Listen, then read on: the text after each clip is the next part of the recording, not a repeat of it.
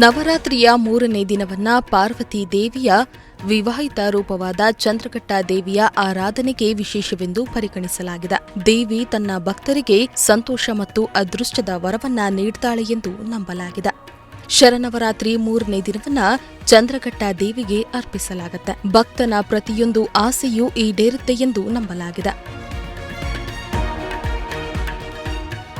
ದೇವಿ ಚಂದ್ರಘಟ್ಟ ರೂಪವು ಚಿನ್ನದಂತೆ ಪ್ರಕಾಶಮಾನವಾಗಿದೆ.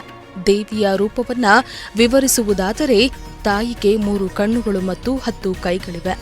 ಸಿಂಹದ ಮೇಲೆ ಸವಾರಿ ಮಾಡುವ ದೇವಿಯ ಗದೆ, ಬಾಣ, ಬಿಲ್ಲು, ತ್ರಿಶೂಲ, ಖಡ್ಗ, ಕಮಲ, ಚಕ್ರ ಇತ್ಯಾದಿಗಳನ್ನ ತನ್ನ ಕೈಯಲ್ಲಿ ಹಿಡಿದಿದ್ದಾಳೆ. ಚಂದ್ರಘಟ್ಟ ದೇವಿ ಯುದ್ಧದ ಭಂಗಿಯಲ್ಲಿ ಇರ್ತಾಳೆ. ರತ್ನಗಳಿಂದ ಕೂಡಿದ ಕಿರೀಟವು ತಾಯಿಯ ತಲೆಯ ಮೇಲಿದೆ.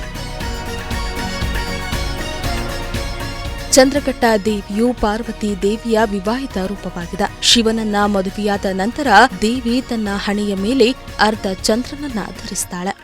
ಆದ್ರಿಂದ ಅವಳನ್ನ ಚಂದ್ರಘಟ್ಟ ಎಂದು ಕರೆಯಲಾಗುತ್ತೆ. ದೇವಿ ಚಂದ್ರಘಟ್ಟ ಜಗತ್ತಿನಲ್ಲಿ ನ್ಯಾಯ ಮತ್ತು ಶಿಸ್ತನ್ನ ಸ್ಥಾಪಿಸ್ತಾಳೆ. ತ್ರಿನೇತ್ರಿ ಮತ್ತು 10 ತೋಳುಗಳು ಮತ್ತು ಸಿಂಹದ ಮೇಲೆ ಸವಾರಿ ಮಾಡುವ ಚಂದ್ರಘಟ್ಟ ದೇವಿಯ ದೈವಿಕ ರೂಪವು ಸಾಕಷ್ಟು ಆಕರ್ಷಕವಾಗಿದೆ.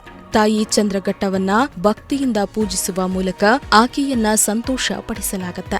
ಸಂತೋಷ, ಶಾಂತಿ ಮತ್ತು ಸಮೃದ್ಧಿಯನ್ನ ದೇವಿ ನೀಡುತ್ತಾಳೆ ಎಂಬುದು ಭಕ್ತರ ನಂಬಿಕೆಯಾಗಿದೆ.